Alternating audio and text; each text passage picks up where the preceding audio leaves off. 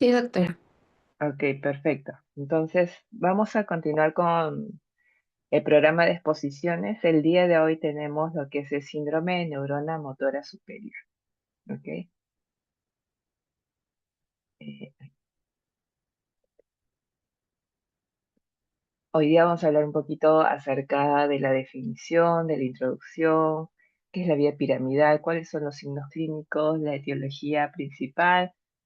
Eh, Escalas de valoración no tienen en otra teoría que me he dado cuenta, así que solamente he puesto más que todo signos clínicos un poquito más amplios, mencionarlos así de manera más generalizada y las conclusiones. Empecemos. Entonces, vamos a hablar sobre lo que es la vía piramidal, ¿no? Primero, esta parte quiero que entiendan cuáles son las vías anatómicas, fisiológicas que originan esta vía piramidal y por qué nosotros tenemos que conocerla, la importancia de ella. Eh, este es el objetivo de que podamos entender en el transcurso de todos sus temas las patologías que vamos a ver como el tema de espasticidad, eh, el tema de principalmente de espasticidad, que es lo que vamos a tocar también en lo que es el curso de centrales, ¿no? Y cuáles son las alteraciones del movimiento. Cuando nosotros nos acordamos de la parte general, ¿no? Vía piramidal, movimiento motor, ¿no? Un voluntario. Entonces tenemos que recordar que el movimiento viene a través de esta vía de manera coordinada, ¿no? Y este movimiento motor voluntario que inerva a fibras musculares estriadas, porque son las que podemos nosotros tener la conciencia y controlar, va a tener todo un acápite generalizado en relación a cómo evoluciona todo esto. ¿Ya? El inicio y la coordinación del movimiento, según esta introducción, están bajo el control de una inmensa red de nervios en el sistema nervioso central. Acá tenemos que acordarnos que en la corteza está el soma, que son los cuerpos neuronales, y posteriormente vienen los axones, ¿no? Que van a hacer recorrido de las vías descendentes. En este caso vamos a hablar de la vía corticoespinal o vía piramidal. Entonces, esta vía se origina en la corteza, recorre la parte subcortical, lo que es la cápsula interna, el tronco encefálico, y llega a al segundo cuerpo neuronal, ¿no? Que le conocemos como segunda neurona motora, que está en la médula espinal, ¿no? Entonces, todos estos impulsos para el movimiento son transportados por nervios conocidos como neuronas motoras superiores.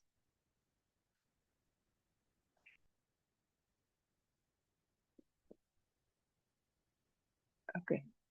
Entonces, la vía piramidal es el tracto principal que propaga las señales necesarias para el movimiento voluntario, ¿no? El tracto piramidal se va a dividir en dos, el córtico espinal y el tracto córtico bulbar o córtico nuclear, ¿ok?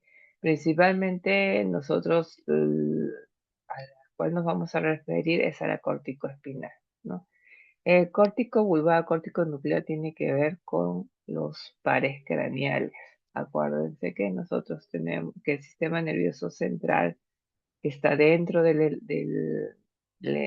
cráneo, ¿no? Que es supranuclear, va a estar dividida, ¿no? Cerebro, cerebelo y también la salida de sus nervios periféricos centrales que van a ser los pares craneales. Entonces, en esta imagen podemos ver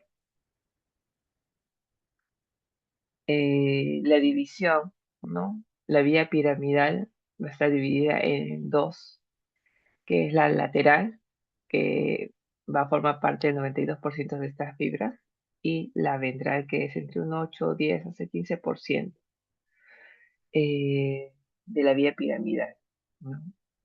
Y la córtico-nuclear, o córtico-bulbar o las geniculados van de la corteza a los núcleos de nervios craneales. Tenemos otra vía que es la vía extrapiramidal. Estas no atraviesan las pirámides vulvares, sino son de origen subcortical que sí necesito que lo tengan muy en cuenta, que es la rubroespinal, la retículoespinal, la vestíbuloespinal y la tectoespinal. ¿Ok? Porque estas tienen una regulación, ¿no?, del sistema piramidal. Porque el sistema piramidal va a emitir un movimiento, pero este movimiento necesita tener un control, una modulación, sobre todo en los movimientos más finos que tenemos nosotros. ¿Ya? Porque vamos a ver que la córtico-espinal lateral, que es el cual va a las extremidades, tiene que ver con los movimientos manuales principalmente, y la córtico-espinal ventral tiene que ver con el control del tronco. Entonces, para que tengamos una buena coordinación entre el control del tronco y los movimientos de extremidades, tenemos que tener vías que nos regulen, ¿no? Y de ahí vamos a hablar del tono muscular. El tono muscular no es manejada por la vía piramidal, pero sí por la extrapiramidal. Ay, ok. Entonces, tenemos aquí que de dónde se origina esta vía corticoespinal, ¿no? Hay que tener en cuenta que la vía corticoespinal se va a originar en la quinta capa, ¿ya?, de la histoarquitectura de la corteza, ¿no? Cuando vemos histológicamente la corteza cerebral, la vía piramidal se origina en la quinta capa. Esta quinta capa hay unas células características que se denominan células de Betz, ¿no?, que son las células en forma de pirámide, por eso se le denomina vía piramidal también. Eh, Estas células gigantes de Betz forman un porcentaje de la vía piramidal. No quiere decir que exclusivamente la vía piramidal se origine de estas neuronas especializadas. Van a tener diferentes neuronas en la quinta capa que van a originar esta vía. Entonces, tenemos que tener en cuenta que no solamente esta vía viene de lo que, al decir que que se encarga de producir el movimiento motor, se va a originar solamente en el área 4 del Brodmann, que es la corteza motora primaria. No. Se ha visto neurofisiológicamente que el origen del tracto córtico espinal tiene que ver con la corteza motora primaria, la corteza premotora, el área suplementaria y la corteza somatosensorial. En porcentajes están en un 30-30-40, 30-35-35. En ese promedio porcentaje está. ¿Ok? Entonces, eh, justo cuando estábamos hablando en las exposiciones de ustedes durante sus rotaciones, es base para entender un poco la implicancia clínica en los manejos fisioterapéuticos, ¿no?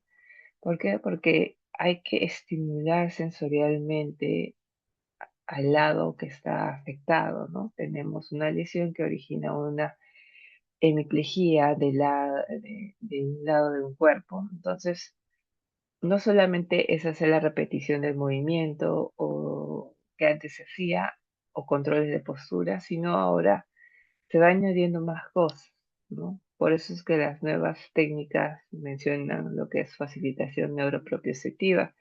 La propiocepción es una de las características de las evaluaciones somatosensoriales, ¿no? Propiocepción es parte de la regulación de la corteza somatosensorial, ¿no? Es la sensibilidad profunda. Entonces, hay mucha relación que el estímulo somatosensorial logra también activar parte de lo que es la corticoespinal, ¿ok?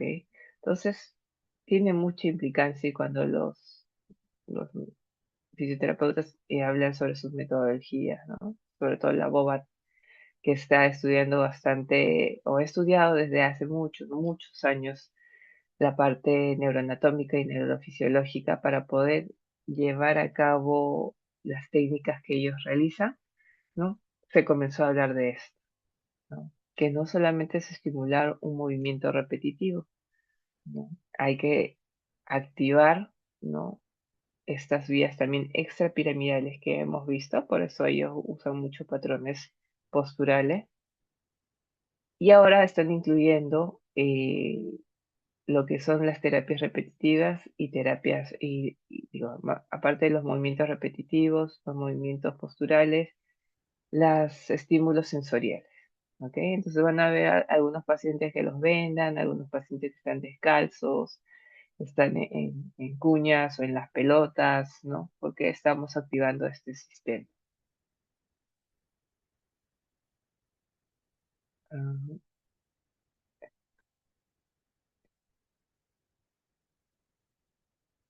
Entonces, esta es la clásica imagen que vamos a tener, que tenemos que recordar siempre, ¿ya? Nuestra primera neurona es la corteza cerebral, ¿no?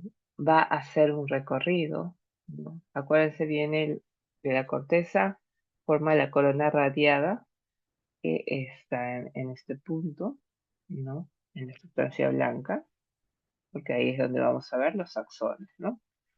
Eh, y después va a ir, se va a juntar, se va a juntar, se va a juntar y se va a acomodar para pasar por el brazo posterior de la cápsula interna, que por ahí tenemos a los ganglios basales, ¿no? Posterior a ello, va a ir hacia la zona del mesencéfalo y va a llegar al bulbo raquídeo. Acá van a hacer una decusación del gran porcentaje de las fibras que va a formar parte del córtico espinal lateral, como habíamos mencionado, entre un 80 y 90%, ¿ya?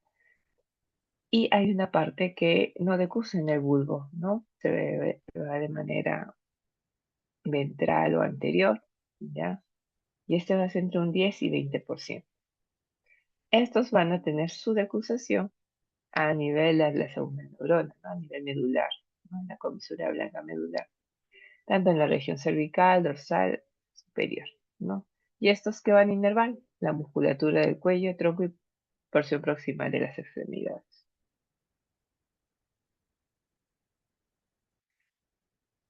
Entonces,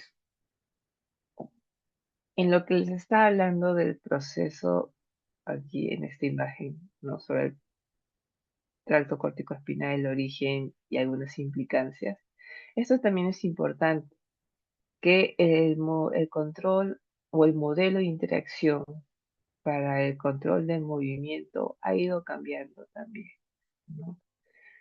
Eh, Hay un artículo y un tema que nosotros mandamos que es teorías del control motor, ¿no? En las teorías del control motor tratan de explicar cuál es la verdadera vía y el verdadero origen, cuáles son los sistemas que implican el control motor, ¿no? Las más antiguas que rigen y que semiológicamente también ahora vamos a ver es la del principio jacksoniano, ¿no?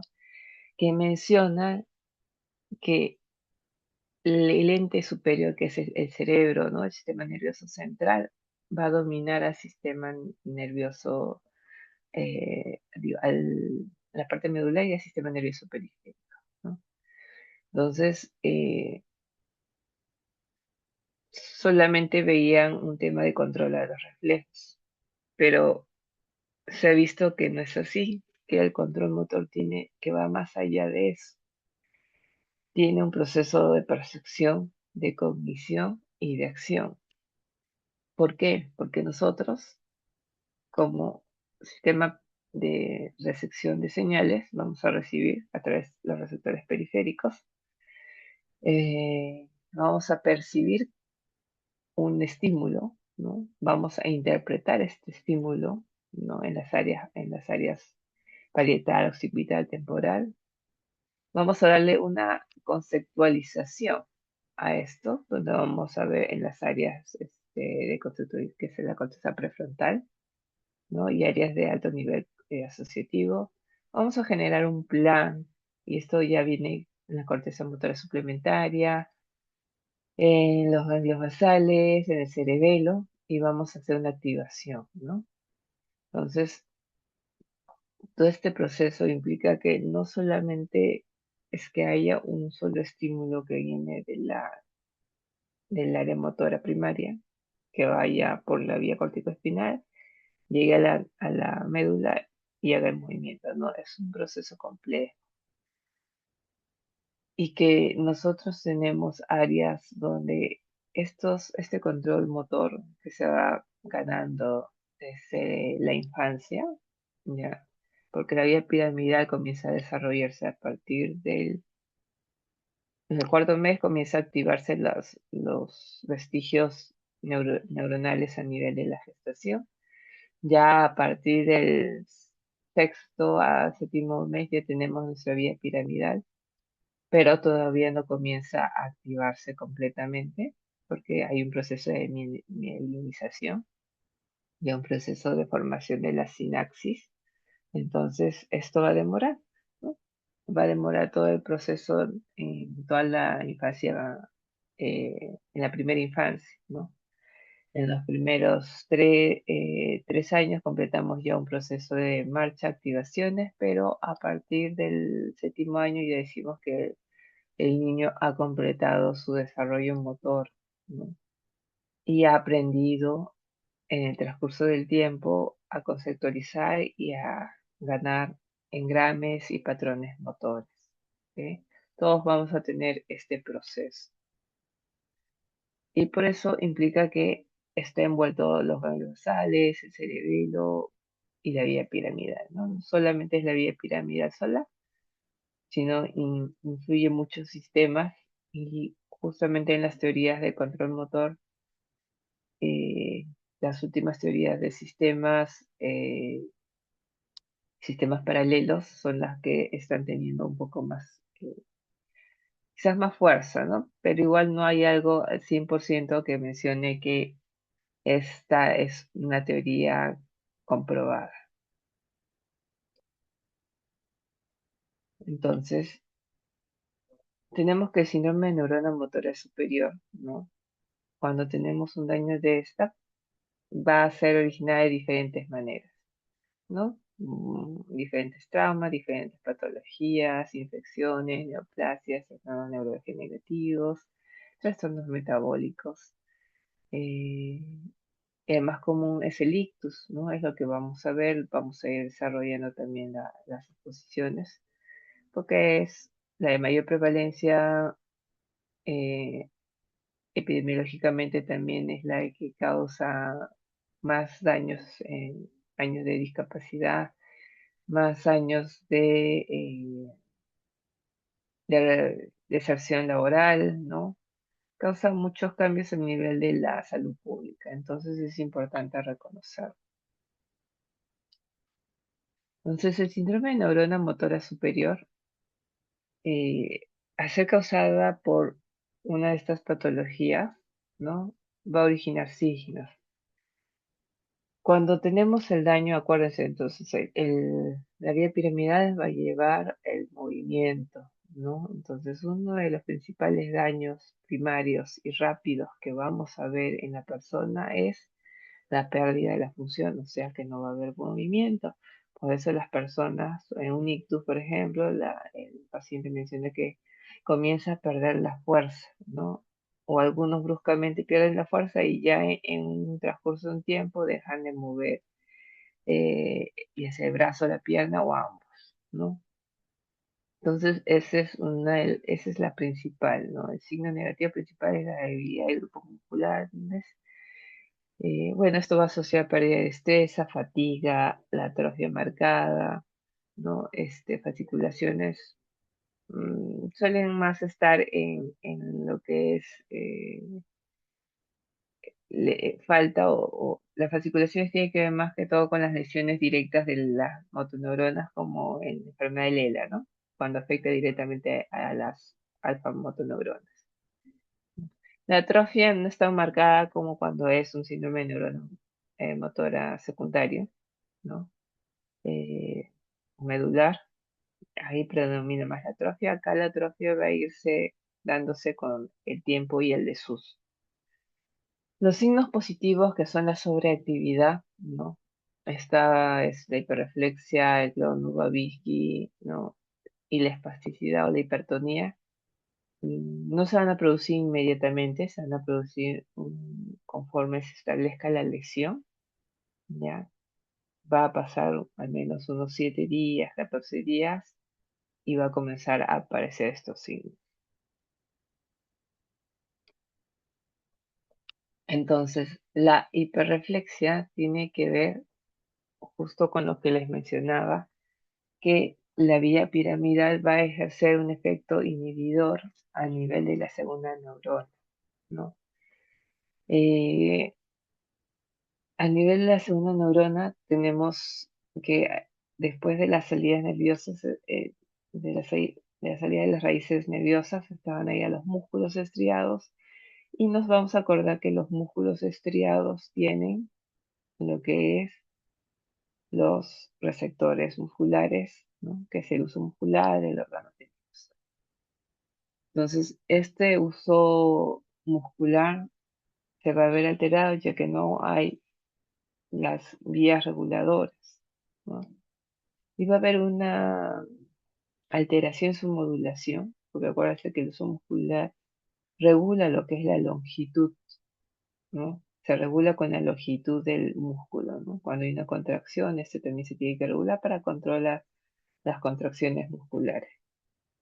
Entonces, cuando no hay este control, el uso muscular está sobreactivado y lo que va a originar es una contracción constante, ¿ya? Eh, y en caso de la hiperreflexia va a ser, ¿no? Que ante el estímulo a nivel, por ejemplo, vemos el estímulo de golpe en el tendón, ¿no? Patelar, va a originar una respuesta en el uso muscular, este se estira y va a disparar, va a estar muy sensible. En la hiperreflexia va a estar muy sensible, ¿no? Y va a generar la contracción rápida, ¿no? Y es lo que originamos con la cuádriceps. Entonces, hay una sensibilidad en todos los reflejos osteotendinos que tenemos nosotros, ¿ok? Entonces, en lo que es lesiones de neurona motora superior, ¿no? Vamos a tener la hiperreflexia. En lesiones de neurona motora inferior, va a haber lo contrario, porque se supone que la lesión es medular, y si la lesión, acuérdense, es medular, ¿qué va a pasar? Estos circuitos se van a ver alterados, ¿no? La respuesta de los reflejos se van a ver alterados, y muchas veces abolidos, ¿ok? Por eso diferenciamos entre una neurona motora superior y una inferior. Babinski, nosotros tenemos que evaluar, ¿no?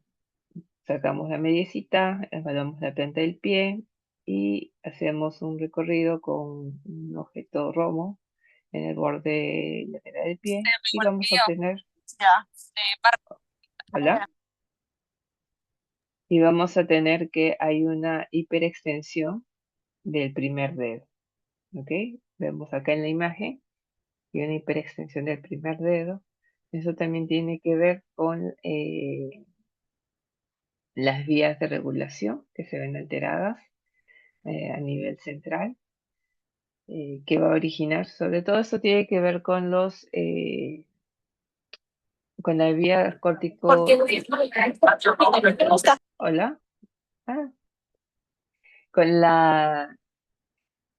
con las vías subcorticales, ¿ya? La vestíbula espinal tiene que ver mucho con el tema de controlar ciertos movimientos y cuando esta está dañada, nos va a acompañar con patrones flexores o sinergias flexoras y a nivel de miembro inferior patrones extensores y uno de ellos también se va a ver. Entonces, tenemos que ver un poco lo que también es la hipertonía, ¿ya? La hipertonía es la resistencia, ¿no? Del músculo durante el movimiento. Vamos a tener espasticidad, rigidez, distonías. En este caso vamos a hablar de espasticidad. Hablamos acá del cambio de paradigma porque ya hablar un poco de espasticidad, ya voy a ponerle esta imagen y voy a regresar. Mm, ya es más complejo, ¿no? Porque la espasticidad es parte de los signos positivos a nivel de neurona motora superior, pero es el signo que más genera problemas en la persona, ¿no? Tanto que nos puede originar dolor, problemas a nivel del movimiento, o sea, ya una vez que va recobrando ciertos patrones de movimiento, el tono puede interferir en esto. Entonces va a traer diferentes consecuencias. Por lo tanto, en la parte de neurorehabilitación ha sido un gran enfoque ver lo que es espasticidad. Como rehabilitadores es lo que nosotros manejamos, ¿no? Los neurólogos les van a explicar, casi igual que yo, la vía piramidal, las lesiones, ¿no? Los signos positivos, negativos, no van a hacer el tratamiento que ellos ven en la parte subaguda, la medicación, pero en la espasticidad están un poco cortos. Disculpe, porque eh, casi no le hacen seguimiento a eso, ¿no? Los que han rotado en centrales van a ver, ¿no? La mayoría de pacientes no vienen controlados a la espasticidad, vienen con las indicaciones generales que, bueno, sí, se les da muy buena indicación en la parte aguda y subaguda, pero ya después, ¿cómo se maneja, no? Entonces van a la consulta de neurología y les preguntan, doctor, todavía no puedo mover mi brazo, doctor, tengo dolor, entonces el neurólogo, bueno, dice, vaya a rehabilitación nada más, pero no hay un concepto, pero ya lo manda un poco tarde, ¿no? 6 meses, 7 meses. Entonces ahí tenemos que nosotros poner las reglas, ¿no? Y explicar, ¿no? A nuestros colegas de neurología cuál es el proceso de espasticidad, ¿no? Cuáles son las consecuencias de esta, por qué es importante tratarla, ¿no? Entonces, este esquema es bonito, este esquema es, si no me equivoco, de la escuela francesa en relación a los conceptos de espasticidad. Al tener el daño agudo, como les mencioné, va a haber paresia, ¿no? Siempre va a haber paresia, debilidad o pérdida de la función motora. Entonces, esta paresia va a originar inmovilización, ¿no? Y a veces posiciones cortas, ¿no? Flexión. A su vez, se va a ir alterando los cambios plásticos, va a haber cambios plásticos a nivel cerebral, ¿no? A nivel de la corteza, se va a ir desinhibiendo la zona medular, ¿no? Las vías supraespinales, las que hemos hablado, la rubro espinal, recto espinal, retículo espinal, vestíbulo espinal se van alterando. Sobre todo la retículo espinal y la vestíbulo espinal son las que tienen mucho que ver en este proceso. Entonces va a originar lo que es una sobreactividad muscular y esa sobreactividad muscular va a ser dividida en espasticidad, en distonía espástica, en una contracción espástica y otras formas de expresión, ¿no? Entonces nosotros creo que la mayoría, bueno, los que han rotado ya han visto quizás los tres tipos, pero la mayoría lo que hemos visto es la espasticidad, ¿no? Paciente que viene con patrón flexor, manito dobladita y la macha cegador. Entonces, la espasticidad clásica, ¿ya? Entonces, cuando hay este proceso y la persona persiste con la paresia o la debilidad o la hemiplegia, va a originar cambios reológicos a nivel del tejido muscular, ¿no? Se va formando tejido fibrótico, ya las fibras musculares se van perdiendo y se va generando lo que son las contracturas, ¿no? Y esto va a llevar a acortamientos musculares, donde hay engrosamiento de tendón, ¿no? Hay esta fibrosis, tanto porque hay un desuso y por los cambios a nivel neurológico. Entonces ahí viene esta diapositiva que es el paradigma de la hipertonía. O sea, ya la espasticidad no solamente es una de origen neurológico, ¿no? Neuronal. También es una espasticidad de origen intrínseco, ¿no? Que entonces tenemos que ya no solamente, por eso es que había algunos pacientes que manejábamos con medicamentos o con toxinas, pero no siempre respondían. Decía, pero ¿por qué no responde? Si estamos manejándolo con la toxina, que se supone que va a ayudar, pero la toxina nos va a dar más un enfoque a nivel de una hipertonía refleja, ¿no? Lo que es la exageración del reflejo de estiramiento, ¿no? La dependencia de la velocidad y longitud, todo lo que hemos estado hablando en relación a las vías neuronales. Pero la hipertonía intrínseca, que ya son cambios reológicos en los tejidos blandos, contractura, la fibrosis, que es independiente de la velocidad, porque lo haces a una velocidad lenta, a una velocidad rápida, e igual hay esa resistencia, y es de origen biomecánico y periférico. Entonces, por eso es que la idea es hacer un tratamiento temprano para controlar esta hipertonía intrínseca, ¿no? Hacer las evaluaciones, ¿no? Se puede hacer una evaluación con ecografía, una escala de Hetman para valorar estos cambios a nivel de la estructura muscular, ¿no? Y se está viendo algunas posibles formas terapéuticas de mejorar este tipo de fibrosis, ¿no? Eh, y eso nos va a llevar a que podamos manejar la espasticidad de una manera más compleja, ¿no? Más completa, mejor dicho. Que no solamente nos quedemos con un cachito del rompecabezas, sino lo completemos. Entonces, esta también es una imagen acerca de lo que es eh, la vía, sobre los cambios que se hacen del, a nivel cerebral, a nivel de las vías en relación a la espasticidad, ¿no? Por ejemplo, mencioné que hay una hemorragia, un stroke, un algo isquémico, se va a alterar estas vías supraespinales, ¿no?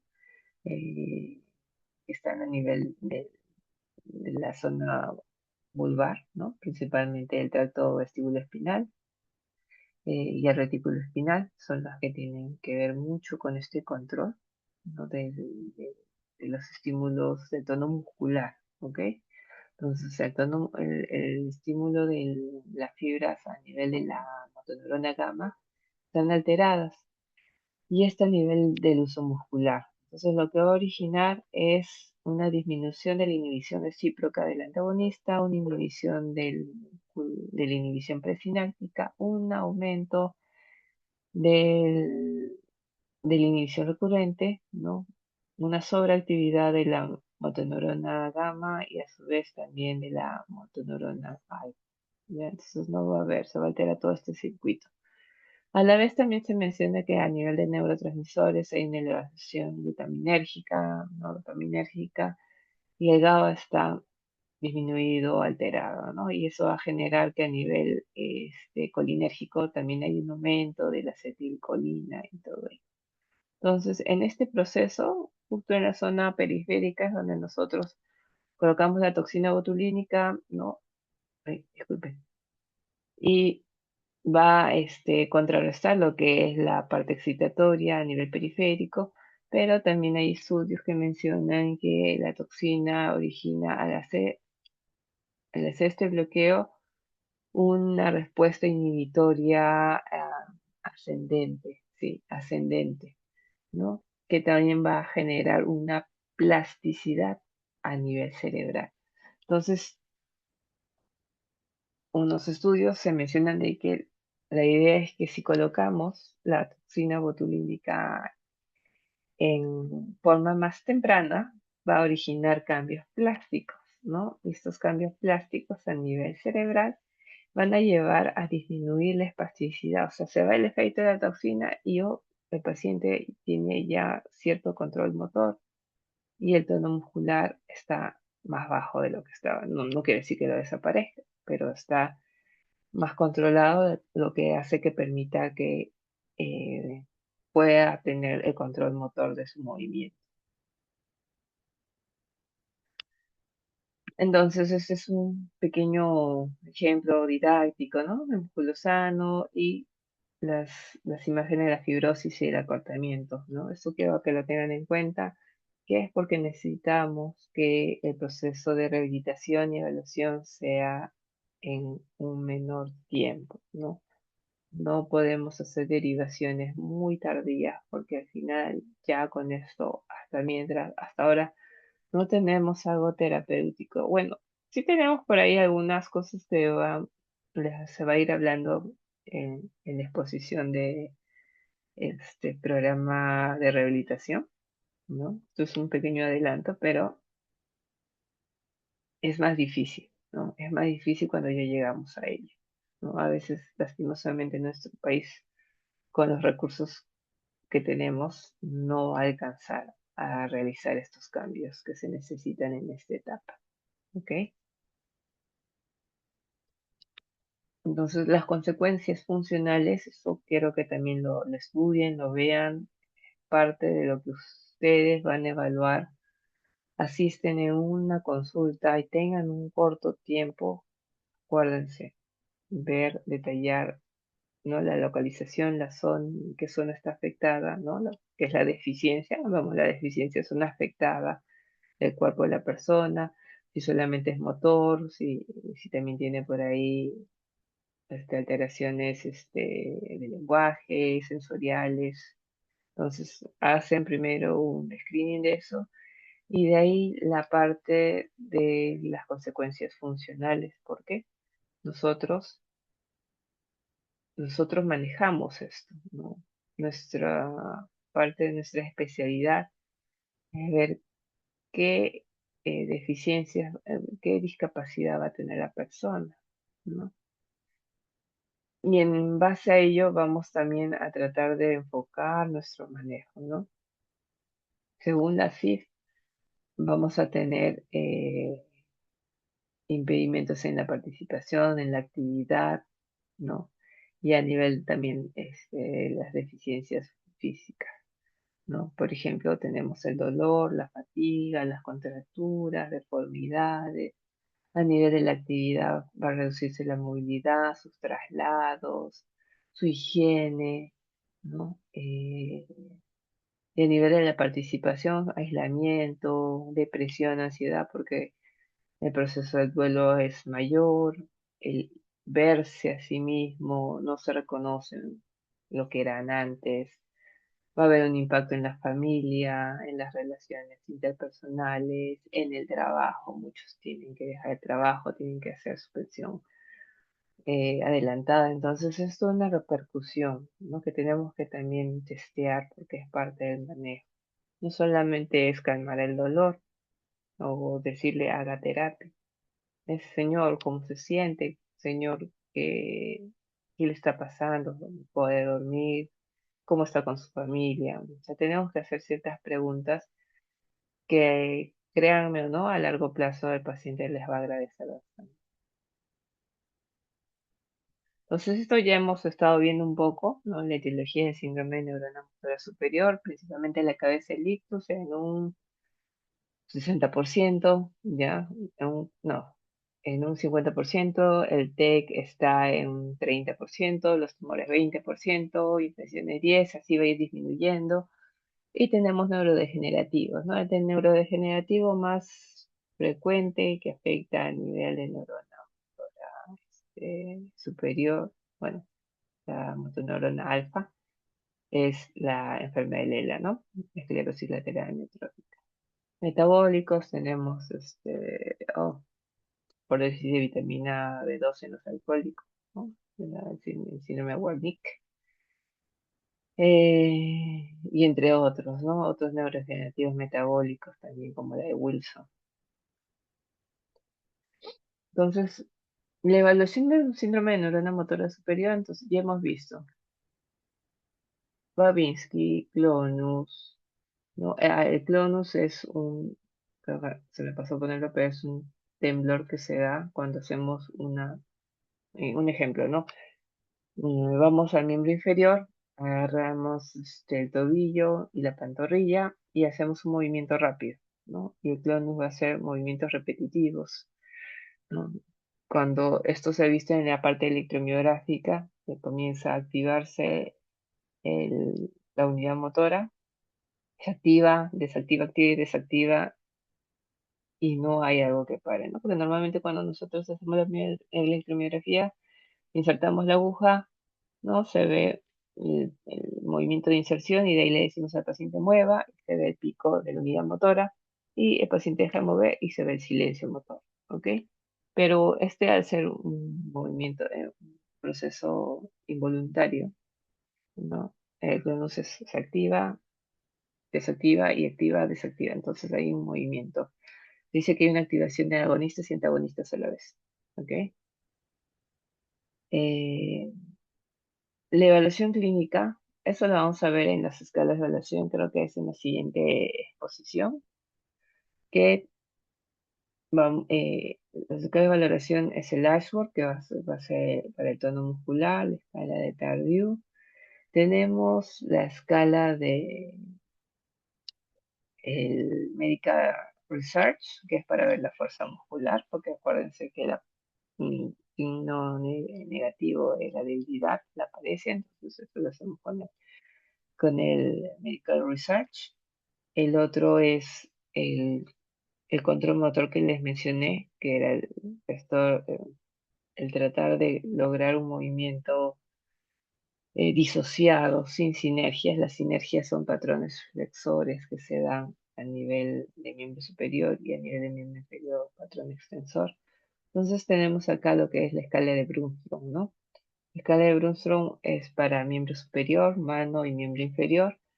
Y va a ir describiendo cómo va cambiando tanto el movimiento y el tono muscular. No lo he agregado acá, pero lo quiero que lo escuchen y lo tengan en cuenta. El uno es que no tenemos en esa escala de Brunstrom tenemos el uno que es que no hay movimiento, no hay tono. El 2 comienza a haber cierta activación del tono, más no hay movimiento. El 3 el tono se superó, ¿no? Y comienzan a haber movimientos sinérgicos como los que mencioné. El 4, 5 y 6 y ya hay movimientos que se van separando de los movimientos reflejos, ¿no? Entonces quiere decir que la persona ya va controlando el movimiento del codo, el movimiento del hombro, ¿no? De forma individualizada, porque la sinergia es un patrón, es un bloque, es un movimiento en bloque, ¿no? Le decimos paciente mueve y mueve todo en bloque. Entonces, decir que está disociando es que estos se muevan de manera independiente, que yo haga este movimiento, que yo haga este movimiento si mueve el hombro, ¿no? O que mueve el hombro. Entonces, eso es lo que se quiere lograr como objetivo que el paciente quiere llegar y nosotros también. Entonces, en las lesiones vamos a ir un poco disgregando los síndromes del- de la vía piramidal. Vamos a ver a las lesiones corticales, ¿ya? Estas lesiones corticales tenemos que tener en cuenta el homúnculo de Penfield. Voy a hablar de algunas cosas que son interesantes, que es más la parte neurológica, pero igual eh, es parte de que nosotros entendamos, cuando veamos en la clínica, también entendamos, ya, el paciente viene con estas características, ¿dónde puede estar la lesión, ¿no? Cortical, subcortical, ¿no? O vulvar.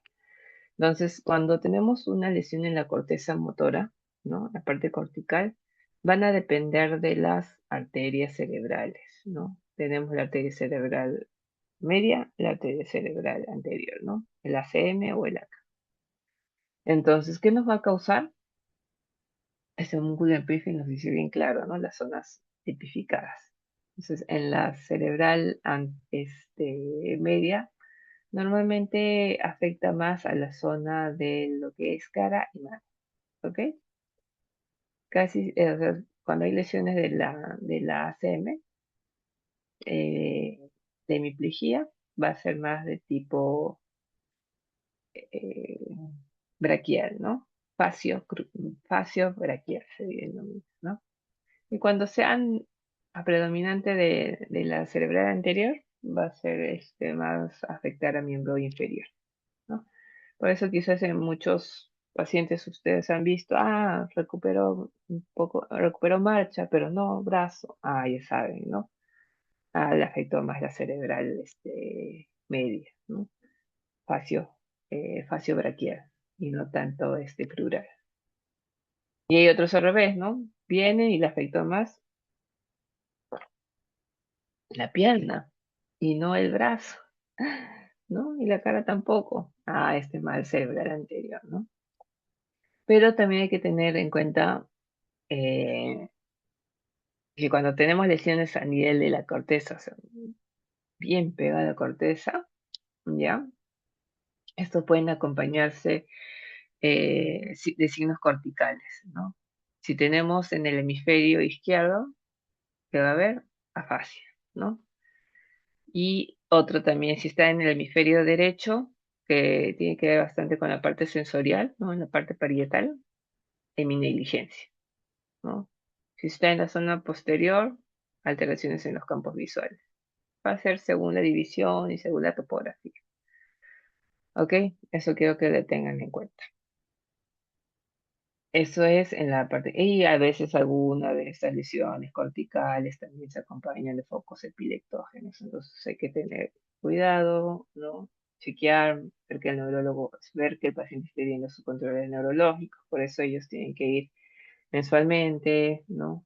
Al menos en los primeros 6 meses, de ahí cada 2 meses, ya un poquito, cuanto más tiempo pase, hay menos riesgo de que se produzca estos focos epileptógenos. Entonces, acá está bien bonito el homúnculo de Penfield, tanto para la vía el corte sensitivo como el corte motor, ¿no? Entonces, cuando tenemos lesiones a nivel de la cápsula, ¿no? Infartos son los denominados infartos lacunares, ¿no? Entonces, cuando tenemos esta lesión a nivel de la de la cápsula interna o de la corona radiata, genera una hemiparesia o una hemiplegia pura, ¿no? Hemiplegia pura motora, ¿no? Síndrome de mano, boca y pie. Entonces, ¿qué quiere decir? Que afecta por igual, ¿no? Vamos a ver, estos son de los pacientes que justamente es un poquito más severos, llevan en silla de ruedas, no pueden pararse, ¿no? Tienen el tronco lateralizado, tienen la caída de la cara, tienen la mano que no se mueve nada, la pierna que no se mueve nada, entonces es un síndrome lacunar y quizás es del de peor pronóstico motor, ¿ok?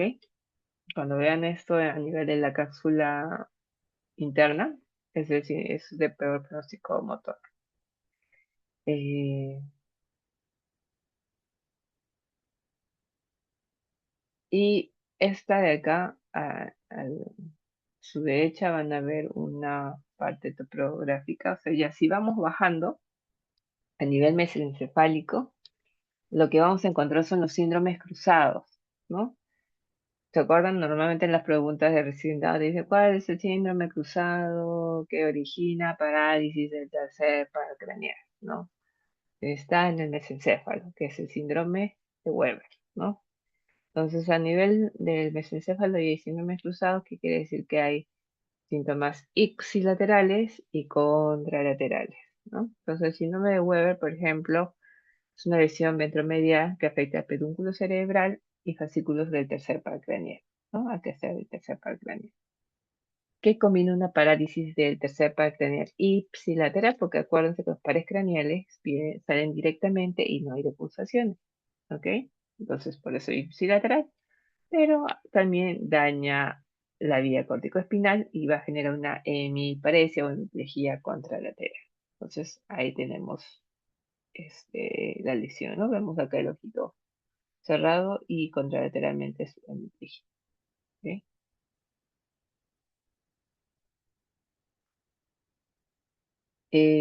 Hay otra lesión protuberancial, ¿no? Que es la de Millar-Kugler, ¿no? Millar-Kugler, que es una hemiplegia izquierda, bueno, una hemiplegia izquierda, en este caso, ¿no? Una hemiplegia izquierda y una parálisis facial periférica derecha, ¿ok? Que tiene que también, que tiene que ver porque ya se da en la salida del, no se da en el núcleo, ¿no? Si es una parálisis facial periférica, es en la salida del nervio facial. ¿Ok? Entonces es una para ese del facial séptimo y una abducción eh, y también del sexto, ¿ok? Del séptimo y sexto y una hemiplegia contralateral, ¿ok? Eh, son infartos pontinos aislados, son menos frecuentes, ¿no? Y los síndromes vulvares. Ok, estos son un poquito más complejos todavía, ¿no? Porque hay una hemiparesia contralateral, una hemiplegia y una hemianestesia izquierda y un hemisíndrome cerebeloso. Ya son síndromes más cruzados porque en esta zona acuérdense que son vías tanto corticales, subcorticales, ¿no? Las vías cerebelosas, porque ya en la zona vulvar ya salen también las vías cerebelosas, ¿no? Por ejemplo, en este de Babinski, una guiota es una hemiplegia y anestesia izquierda, en mi síndrome cerebeloso y un la Horner derecho.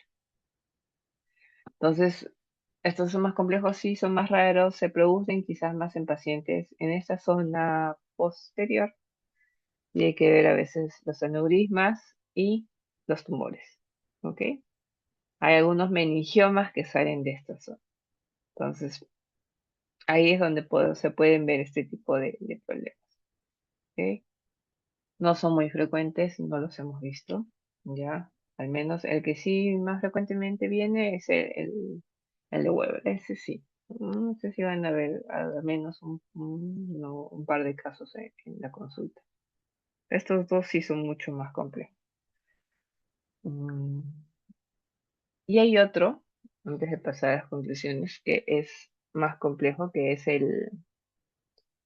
el síndrome del lockout, ¿no? Que afecta a nivel del tronco, ¿no? Justo en la transición y donde el paciente tiene una desconexión del, a nivel del sistema nervioso central y la vía medular, es del atrapamiento, ¿no? Solamente el paciente puede mover los ojos, ¿no? Si es consciente, o sea, cognitivamente si está activo, puede mover los ojos, pero no puede mover nada, ¿no? Como que se desbloqueó totalmente toda la vía motora. Muchos son dependientes a veces de tubos de traqueostomías, mucho menos frecuente, ¿no? Al menos no, yo sí hasta ahorita no he visto ni uno de estos síndromes de lockout. Pero este, hay muchas de estas presentaciones que tenemos que tener en cuenta, ¿ya? Y estos son los síndromes de neurona motora superior, ¿no? A veces si buscamos en las, en las vías, o sea, buscamos la información, no nos especifica bien, ¿no? A veces nos sale de frente ELA, ¿no? Estos son los síndromes clásicos de las lesiones de neurona motora superior, ¿no? Entonces, es ver los lados, ¿no? De los signos que se presentan, ¿no? ¿Qué lado es para buscar la lesión? Si este es un síndrome, si está cruzado, o sea, tiene tanto de ambos lados, sabemos que es mesencefálico. Tenemos que tener en cuenta estas descripciones porque al menos en nuestra práctica ha llegado pacientes que vienen sí, con una etiología, al final es otra, ¿no? Porque no cuadra muchas veces el diagnóstico de referencia, ¿no? Y tenemos que también nosotros hacer el análisis semiológico y ver, ¿realmente esto es lo que pasó? ¿Han hecho una buena pesquisa? Porque parte de nuestro proceso de rehabilitación es que nosotros debemos prevenir, ¿no? Nosotros debemos prevenir este tipo de lesiones, eh, re- que el paciente tenga recidivas al respecto, ¿ya? Porque no nos ayudaría mucho que un paciente vuelva, o sea, nosotros hagamos todo nuestro proceso de rehabilitación y en un mes venga con mayor discapacidad, ¿no? ¿Qué pasó acá? Le volvió a dar infarto, no era infarto. Entonces siempre tenemos que tener bien claro el diagnóstico, ¿ok? La etiología, porque si no, nos ha llegado en la consulta un montón y ya lo hemos aprendido que el paciente si no tiene una etiología clara, tiene un gran porcentaje de volver a hacer otro infarto o dependiendo si es a veces enfermedades neurodegenerativas, ¿no? Tenemos que tenerlo muy en claro, ¿ok? Y esa es la importancia por la cual trato de explicarles este punto en relación a los síndromes de neurona motora superior, ¿no? Las, ya para terminar quizás toda esta parte, trato de resumir un poco, ¿no? Los signos de la descripción del proceso motor, ¿no? Se ve alterado por una lesión, ¿no? Esta lesión se va a denominar, va a generar signos y síntomas que se va a denominar el síndrome de neurona motora superior. Se van a afectar, que estos daños van a afectar, ¿no? A la persona, van a alterar su funcionalidad y nosotros tenemos que ver cuáles son los signos claves que de acá se tienen que llevar. Es que la espasticidad es una forma de hipertonía que tiene un origen neuronal y un origen intrínseco o muscular, ¿no? Que es que una de las causas es una hiperexcitabilidad del reflejo miotático, ¿no? Una característica en la evaluación es decir, el fenómeno de la navaja. ¿Cuál es el fenómeno de la navaja? Estamos a una velocidad rápida, va a generar un enganche, ¿no? Un clash, ¿no? Un clash.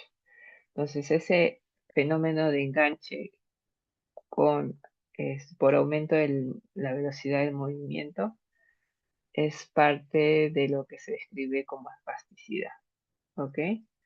Entonces es uno de los signos más representativos, ¿no? La hiperreflexia, que son los reflejos osteotendinosos exagerados, ¿no? Que puede observarse por incremento, que es un incremento de la amplitud de reflejo, ¿no? Y genera incluso hasta una difusión a los músculos vecinos, ¿ok? El clonus, ¿qué es? Son contracciones rítmicas involuntarias desencadenadas por un estiramiento sostenido del músculo, ¿no? ¿Dónde lo vamos a ver? En el tobillo y en la muñeca, principalmente. Tobillo y muñeca. Nosotros hacemos el movimiento y comienza a hacer esto, ¿ya? Por una hiperexcitabilidad de los circuitos espinales, ¿no? Los espasmos musculares tenemos las contracciones involuntarias, ¿ya? Estas pueden ser, casi siempre de origen, pueden ser flexores, ¿no? Espasmos flexores o extensores.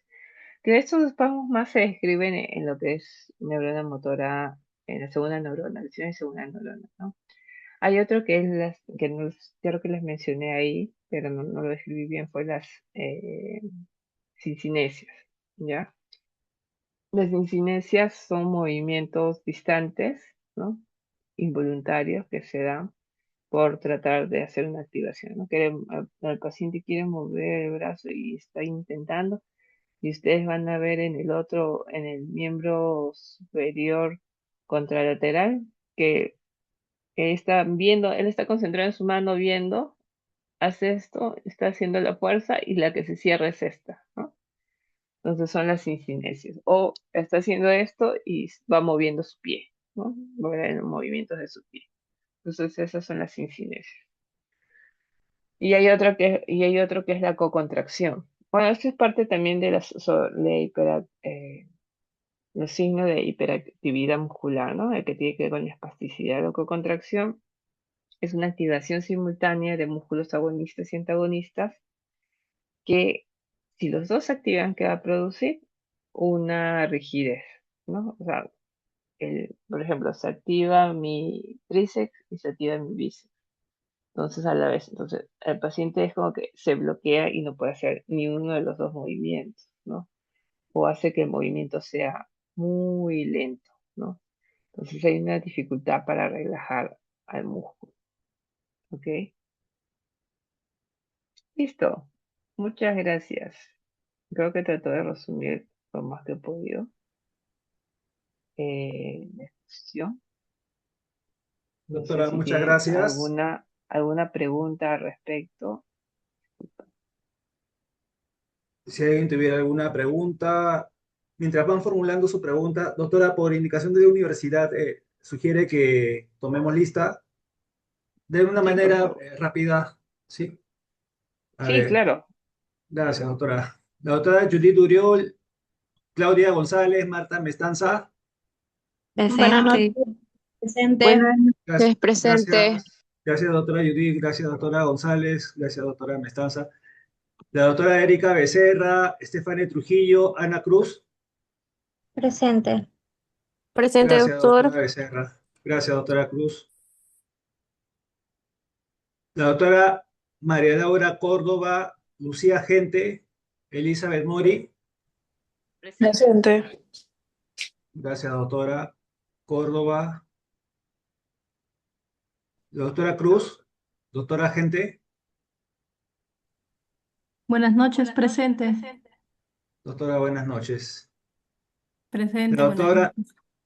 buenas noches, doctora Lucía. La doctora Chilani Valverde, Julia Roca Cruz, Beatriz Castillo. Presente, doctor. Presente, Julia Presente, Roca, buenas noches. presente. Muchas Beatriz gracias, Castillo, presente. muchas gracias, Gracias. doctoras. La doctora Valeria Ramírez. Presente, doctor. Buenas noches. Muchas gracias, doctora. Doctora, alumnos de la San Marcos, presentes la totalidad de 16 y atentos. Si alguien tuviera Ok, alguna pregunta, Doctora, una consulta. sí, Eh, dime. ¿Todos los pacientes que tienen lesión de la neurona motora superior llegan a desarrollar la espasticidad o es que hay algunos factores que puedan predisponer o que influyan en la aparición de la espasticidad? No todos los pacientes desarrollan. ¿No? Al inicio hay algunos que predominan los signos negativos, ¿ya? Y se piensa, ah, ya bueno, es flácido, ¿no? Siente que es flácido, flácido, pero con el tiempo van a desarrollar espasticidad asociada a los que mencioné, ¿no? Mm, por desuso, ¿ya? El desuso al final va a hacer que haya esta resistencia y a largo plazo, ¿no? A veces pasa 6 meses, 8 meses y comienzan a originar una espasticidad. O sea, sigue siendo un tono bajo, flácido, pero ya ves distalmente, el paciente ya tiene ciertos acortamientos, ¿no? Ya se ve la resistencia que se observa en lo que es espasticidad, pero sí, llegan a desarrollar toda su espasticidad. Ok, doctora, gracias.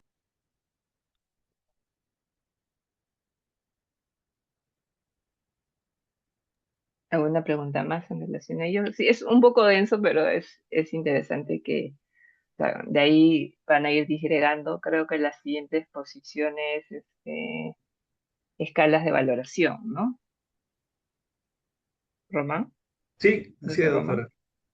Ya ahí van a desarrollar también parte de ello, ¿no? O sea, por eso yo no quise como que mencionar tanto, pero ahí van a desarrollar lo que es Ashworth, Tardieu, el Brunström, ¿no?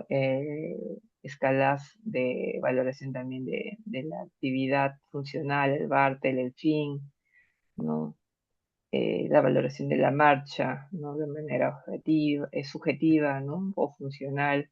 Entonces, todas esas escalas de valoración de esto nos va a llevar también a lo que es el programa terapéutico.